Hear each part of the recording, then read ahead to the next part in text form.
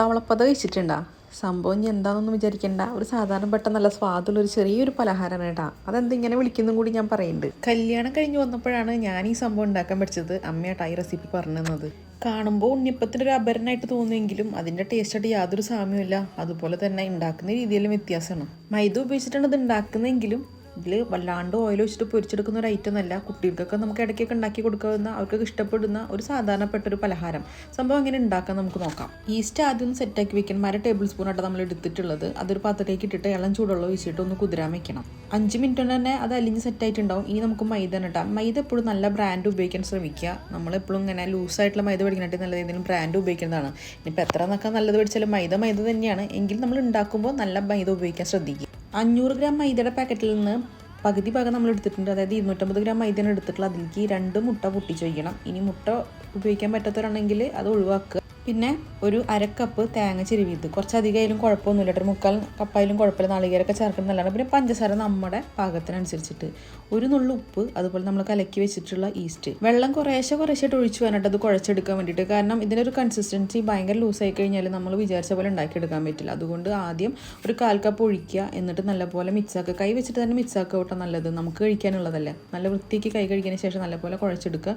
കുറേശ്ശായിട്ട് വെള്ളം ചേർത്ത് ഇതുപോലെ ഇങ്ങനെ ഒന്ന് മിക്സാക്കി എടുക്കണം. വെള്ളത്തിൻ്റെ കണക്ക് ഞാൻ കൃത്യമായിട്ടൊന്നും പറയുന്നില്ല. ഏതാണ്ട് ഈ ഒരു പരുവം. നമ്മൾ ഉണ്ണിയപ്പത്തിൻ്റെ മാവിൻ്റെ അത്ര ലൂസല്ല, അതിനാണ്ടി കുറച്ചുകൂടി തിക്കായിട്ട് അതങ്ങനെ എടുക്കുമ്പോൾ കട്ട പോലെ വീഴണം. നമ്മളിത് ഏതാണ്ട് ഒരു 8 മണിക്കൂറെങ്കിലും പൊന്താൻ വെക്കണം കേട്ടോ. ഈസ്റ്റ് ഇട്ടിട്ടുള്ളതല്ലേ. പക്ഷെ നമ്മൾ അധികം സമയത്ത് കാരണം ഒരു 4 മണിക്കൂർ വെക്കാൻ പറ്റുള്ളൂ. അത്യാവശ്യം പൊന്തിയിട്ടുണ്ട്. ഒരു 8 മണിക്കൂറൊക്കെ വെക്കുകയാണെന്നുണ്ടെങ്കിൽ നല്ലപോലെ വെള്ളപ്പൊക്കെ പൊന്തി വരണ പോലെ പൊന്തി വരും. അതിലേക്ക് ഏലക്കായ പൊടിച്ചത് ഇതെല്ലാം കൂടി നല്ലപോലെ മിക്സ് ചെയ്യണം. അതുപോലെ തന്നെ പഞ്ചസാര കുറച്ച് അധികം മിക്സ് ചെയ്ത് ഒന്ന് മുന്തി നിൽക്കണം കേട്ടോ മാവിൽ. എന്നാൽ അത് ചുട്ടെടുത്ത് വരുമ്പോൾ നല്ല മധുരം ഉണ്ടാവുള്ളൂ. മാവ് നമ്മളൊന്ന് ടേസ്റ്റ് ചെയ്ത് നോക്കുമ്പോൾ പഞ്ചസാര ഒന്ന് കുറച്ച് മുന്തി നിൽക്കുന്നതായിട്ട് നമുക്ക് ഫീൽ ചെയ്യണം. എന്നാലത് ചുട്ടെടുത്ത് വരുമ്പോൾ നമ്മൾ പാകത്തിനുള്ള മധുരമായിട്ട് കിട്ടുള്ളൂ. ഉണ്ണിയപ്പച്ചട്ടിയിൽ ജസ്റ്റ് ഒന്ന് ഓയിൽ ബ്രഷ് ചെയ്ത് കൊടുക്കുക. നമ്മൾ സാധാരണ വെളിച്ചെണ്ണ നമ്മൾ ബ്രഷ് ചെയ്ത് കൊടുത്തത്. ഒരു ചെറിയ ടേബിൾ സ്പൂൺ വെച്ചിട്ട് വേണ്ട അതുപോലെ ഒഴിക്കാൻ. ആ കുഴി നിറച്ചൊഴിക്കരുത്. കാരണം കുറച്ച് ഒഴിച്ചെടുത്ത് തന്നെ അത് മേലേക്ക് പൊന്തിങ്ങനെ വരും. അതുകൊണ്ട് തന്നെ ഫുള്ളായിട്ട് ഒഴിച്ചു കൊടുക്കരുത്. ഈ ഒരു കണക്കിന് മാത്രം കുറേശ്ശായിട്ട് വേണം ഓരോ കുഴിയിൽ നമ്മൾ ഇതുപോലെ ഇങ്ങനെ ഫില്ല് ചെയ്യാൻ വേണ്ടിയിട്ട്. അപ്പച്ചട്ടി നല്ലപോലെ ചൂടാക്കിയതിന് ശേഷം ലോ ഫ്ലെയിമിൽ വെച്ചിട്ട് വേണം ഇതൊക്കെ ഒഴിക്കാൻ വേണ്ടിയിട്ട്. ഒഴിച്ചതിന് ശേഷം മീഡിയം ഫ്ലെയിമിൽ വെക്കുക. പെട്ടെന്ന് തന്നെ ആ ഭാഗം ഒന്ന് വെന്ത് വരും കേട്ടോ. ഒരു കത്തി വെച്ചോ അല്ലെങ്കിൽ ഒരു സ്പൂൺ വെച്ചിട്ട് വേണം അത് മെല്ലെ ഒന്ന് മറിച്ചിടാൻ. ഞാനിതിൽ അത്ര വലിയ എക്സ്പേർട്ടല്ല. അമ്മയാണെങ്കിൽ നല്ല രീതിക്ക് തന്നെ അത് മറിച്ചിടും കേട്ടോ. ഒറ്റ തിരിച്ചിൽ തന്നെ സംഭവം മറിഞ്ഞ് കുഴിക്ക് തന്നെ വീഴും. എനിക്കത് അത്ര വശമില്ലാത്തതുകൊണ്ടാണ് അത് ഇങ്ങനെ കാണിക്കുന്നത്. നമ്മളിങ്ങനെ മറിച്ചിട്ടതിന് ശേഷം ഒന്ന് അമർത്തിയ കുഴിക്ക് ഒന്ന് ആക്കി വെച്ച് കൊടുത്താൽ മതി. കാരണം ഉള്ളു നല്ലപോലെ ഒന്ന് വേവണം.